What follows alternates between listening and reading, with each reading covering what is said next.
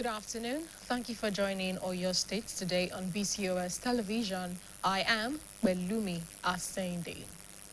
The state governor, Engineer Sheyi Makinde, has expressed readiness to listen to the demands of the bandit who unleashed terror and abducted pupils and teachers in Orire local government area of the state.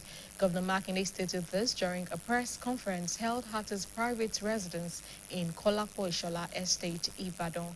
The governor, who maintained that his administration will never give in to terrorism, pledged that the state government will do everything within its capacity to ensure the safe release of the abducted pupils and teachers. Details are presented by the governor's office correspondent, Olalekan Sulaiman. Addressing journalists during a press conference held at his private residence in Ibadan, the Oyo State Governor, Engineer Sheyi Makinde, described the situation as fluid and difficult, noting that security operations are still ongoing to ensure the safe release of the abductees.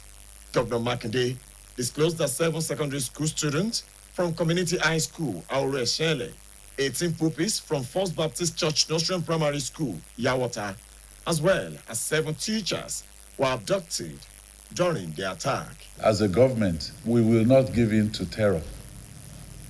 We will do everything to ensure that our children and their teachers are returned safely. And I'm also saying this to the group. Just whatever it is. So whatever it is they demand, we're ready to listen to them, address the ones that we can address as a state government, but the children and their teachers must be released timely. Speaking on the surveillance aircraft procured by the state government, Governor Makinde disclosed that the aircraft have already arrived in Nigeria from China and are currently at the Nigeria Air Force Base in Lagos, where contractors are reassembling them ahead of their operational deployment. The surveillance aircraft, they've arrived in the country. They are at the Nigerian Air Force hangar in Lagos, being reassembled. The manufacturer from China, they arrived in country about 3 days ago. They should have about 2 weeks, roughly, to finish their work. So I can say conclusively that those surveillance aircraft should be in operation on or before the end of June.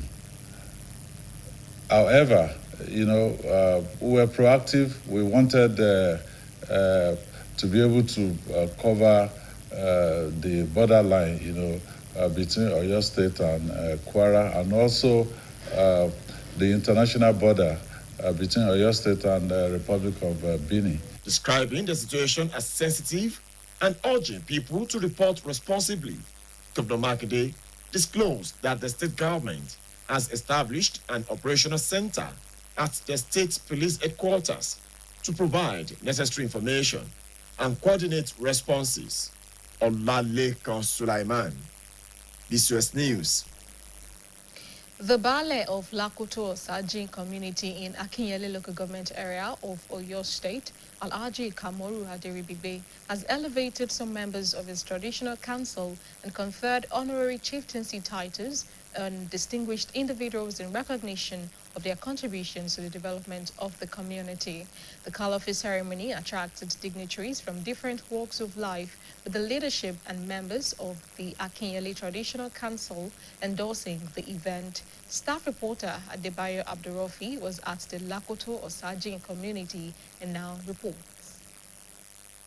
The chieftaincy and honorary titles conferment ceremony also marked the formal admission of the Baale of Lakoto Osajin community, Alhaji Kamaru Aderibigbe, into the Akinyele Local Government Traditional Council, following his installation by the Olubadan of Ibadan land on December 9, 2024, decorating the Baale with the traditional akoko leaves and other insignia of office. The Onijaye of Ijaye, Oba Lasisi Akanwo, urged him to lead his people with fairness, integrity, and utmost respect for constituted traditional authorities.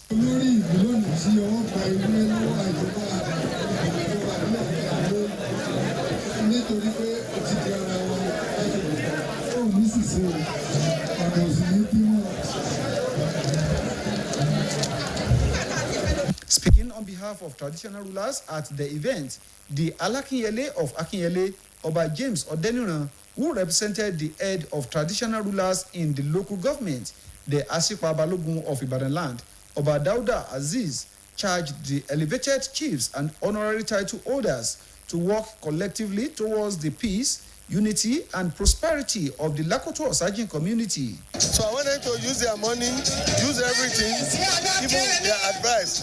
Anytime he needs them, they have to attend to him. So I want them to please be with him, support him in everything. Performing the official installation and elevation of the new chiefs, the Baale of Lakoto Osajin, Alhaji Kamaru Aderibigbe, said the honor bestowed on the beneficiaries was in recognition of their unwavering commitment and contributions to the growth and development of the community. Lakoto, we have a new facelift, and I must confess, the Traditional Council of Akere local government really tried, and this cannot be done without the approval of our Imperial Majesty, Oba Rashidi Adewale Ladoja Awusa I, the ruler of Ibadan land, who is the father to all of us.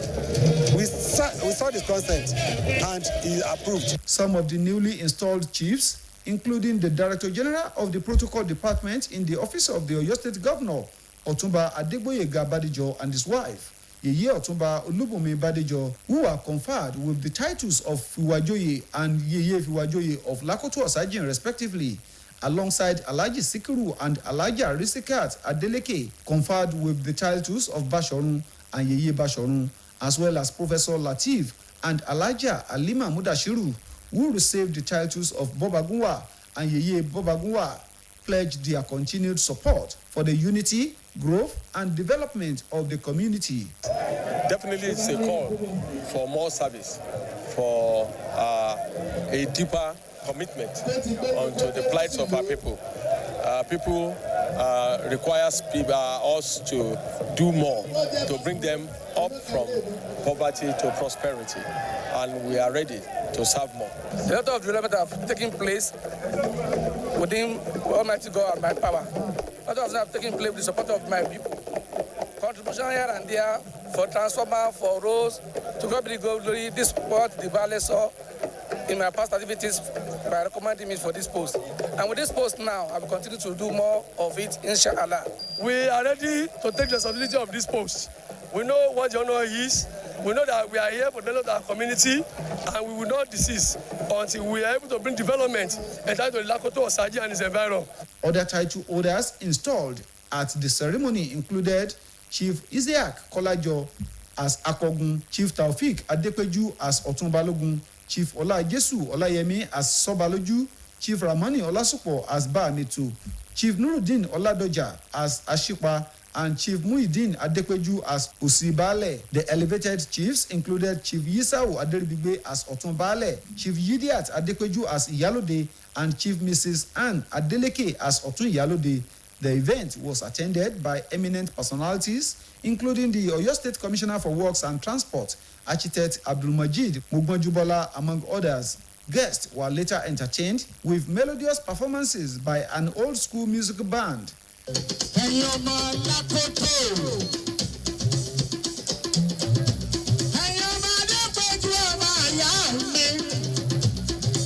Adebayo Abdurafi, BCOS News.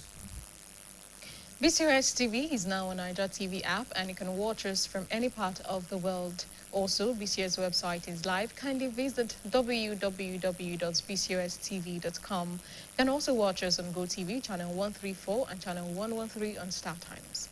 And now, before I go, contribute your quota to move Oyo State forward. And that ends Oyo State today. Thank you for joining us. Good afternoon.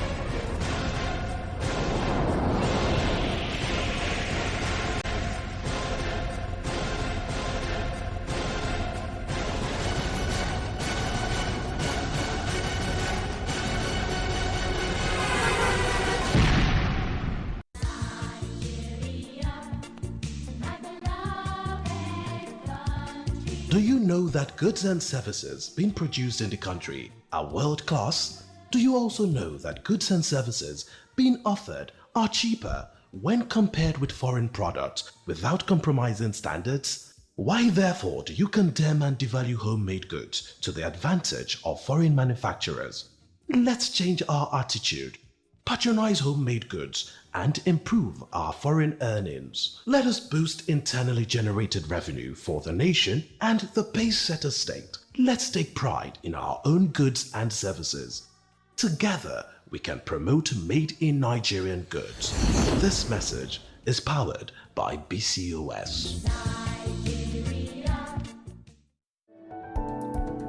Lassa fever, the hemorrhagic fever caused by the Lassa virus transmitted by rats and rodents, has broken out in some parts of Oyo State. In view of this, citizens and residents of the state are to please watch out for symptoms of Lassa fever around them, which are general weakness, malaise, headache, sore throat, muscle pain, chest pain, nausea, vomiting, diarrhea, cough, and abdominal pain. However, the Oyo State government has called for continued comprehensive contact tracing and health surveillance in the affected areas to monitor and provide timely intervention for affected individuals and high-risk contacts. Also, the establishment of Lassa Fever Screening Center to assist in early detection, isolation of cases, and treatment to reduce the risk of community transmission. To avoid being infected, do well to cover your food items properly and keep rats and other rodents far from your environment. Protect yourself when you're around an infected person. This announcement is powered by the Broadcasting Corporation of Oyo State. Iṣẹ́ àgbẹ̀ níṣẹ́ ilé wa. Join Oyo State government in its determined efforts to promote agricultural revolution. Support the government to guarantee food sufficiency, job creation, improved revenue generation, economic diversification, and industrial growth through the agricultural value chain. Let's go back to the land, cultivate the land, plant food crops, fruits and vegetables, engage in livestock farming, embrace the agricultural value chain through agro-business practices. Let's help ourselves to guarantee food security, arrest inflation, and reduce cost of living. Together, it is possible. Powered by BCOS. Iṣẹ́ àgbẹ̀ níṣẹ́ ilé wa.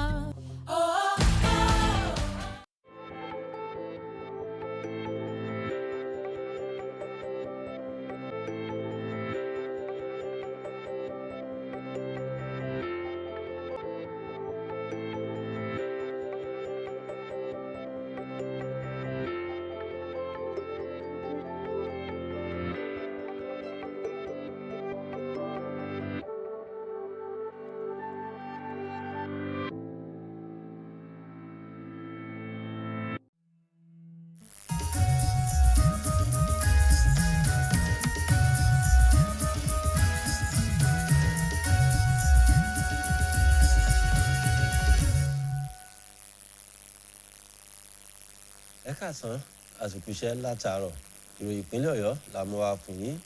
Adémọ́lá Balógun lórúkọ tèmi. Gómìnà ìpínlẹ̀ Ọ̀yọ́ onímọ̀-ẹ̀rọ Ṣèyí Mákindé ti sọ pé òun ti ṣetán láti tẹ́tí gbọ́ nǹkan tí àwọn jàǹdùkú ẹ̀dá àwọn agbébọn tí wọ́n jí àwọn èèyàn akẹ́kọ̀ọ́ àti àwọn olùkọ́ gbé níjọba ìbílẹ̀ Oríire nípínlẹ̀ Ọ̀yọ́ lórí nǹkan tí wọ́n bá ń fẹ́. Gómìnà sọ̀rọ̀ yìí níbi ìpàdé oníròyìn tó wáyé ní ilégbèé rẹ̀ tó wà ní agbègbè Kọ́lápọ̀ Ìṣọ̀lá nílùú Ìbàdàn. Gómìnà Mákindé jẹ́ kí ó di mọ̀ pé ìṣàkóso rẹ̀ kò ní gbà fún àwọn agbésùmọ̀mí ọ̀hún láti rí mú mi, ṣùgbọ́n ó tún ṣèlérí pé ìjọba ìpínlẹ̀ Ọ̀yọ́ yóò sa gbogbo ipá rẹ̀ láti dájú pé wọ́n dóòlà àwọn tó jẹ́ akẹ́kọ̀ọ́ àti àwọn olùkọ́ tí wọ́n wà ní àkàtà àwọn olubi ẹ̀dá ọ̀hún ní àlàáfíà. Akọ̀ròyìn wa lọ́fíìsì gómìnà lálẹ́. àti ibùdó kan níléeṣẹ́ ọlọ́pàá tó ń bẹ nílùú Ìbàdàn láti lè máa fún àwọn èèyàn ní ìròyìn bí nǹkan bá ṣe ń lọ àti àwọn ìgbésẹ̀ tó bá tó kàn. Ayọ̀nìdé Ọlágòkè ló ròyìn fún iléeṣẹ́ BCOS. Baálẹ̀ ìlú Lákòótó Ọ̀sájì níjọba ìbílẹ̀ Akínyẹlé nípínlẹ̀ Ọ̀yọ́ Alhaji Kamorudeen Adérígbé ti mú àgbéga bá àwọn ọmọ ìgbìmọ̀ orí adé ní bẹ́ẹ̀ gẹ́gẹ́ lóye tó fi oyè ìdánilọ́lá dá àwọn ìkàn ìlú kan lọ́lá nímọ̀rírì ipa èyí tí wọ́n kó sí ìdàgbàsókè ìlú ọ̀hún. Àwọn ìkàn jàǹkànjàǹkàn nílé àti lẹ́yìn odi ni wọ́n bá wọn péjú síbi ayẹyẹ náà èyí tí aṣáájú àwọn ọmọ ìgbìmọ̀ lọ́balọ́ba níjọba ìbílẹ̀ Akínyẹlé tí ó fọwọ́ sí. Akọ̀ròyìn wa Adébáyọ̀ Abdulrọ́fì wọ́n bá wọn péjú síbi ayẹyẹ náà. Àlàyé òkú rèé lẹ́nu Gbénga Olókèdè.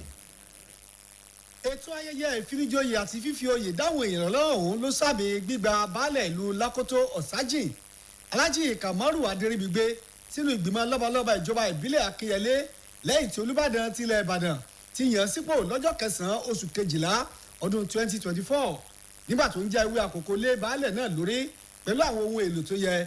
Oníjàyè ti ìjàyè ọba Lásìsí Àkànó rọ̀ ọ́ láti máa darí àwọn ènìyàn rẹ̀ pẹ̀lú ìwà ọmọlúàbí àìṣègbè àti pé kó mọ bu ọ̀wọ̀ tó yẹ fún àwọn orí adé. olórí ìlú lónìí tí ọwọ́ gba ilé lọ́wọ́ àjọba nítorí pé ó ti di ara wọn ó ní sísè ọ̀nà òsì ní bímọ. nígbà tó ń sọ̀rọ̀ lórúkọ àwọn orí adé tí wọ́n wà níkàlẹ̀ Alákínyẹlé ti Akínyẹlé ọba James Ọ̀dẹ́nìràn ẹni tó sojú olórí àwọn ọba aláyé níjọba ìbílẹ̀ náà Aṣípa Balógun tilẹ̀ Ìbàdàn ọba Dáúdà Azeez rọ àwọn olóyè tí wọ́n mú àgbéga bá àti àwọn tí wọ́n fi oyè ìdálọ́lá fún pé kí wọ́n ṣiṣẹ́ papọ̀ láti jẹ́ kí àlàáfíà àti ìṣọ̀kan kó máa jọba nílùú Lákòtó Ọ̀sájìn. wọ́n gbọ́dọ̀ sọ̀pọ́ọ̀tì ẹ̀ pẹ̀lú owó pẹ̀lú mọ̀ràn láti jẹ́ kí ìlú yìí kó ní ìdàgbàsókè tí ó ṣe é wò. èmi mọ̀ pé tí wọ́n bá ṣe eléyìí ìlú Lákòtó yìí yóò yàtọ̀ kò ní rí bákan náà.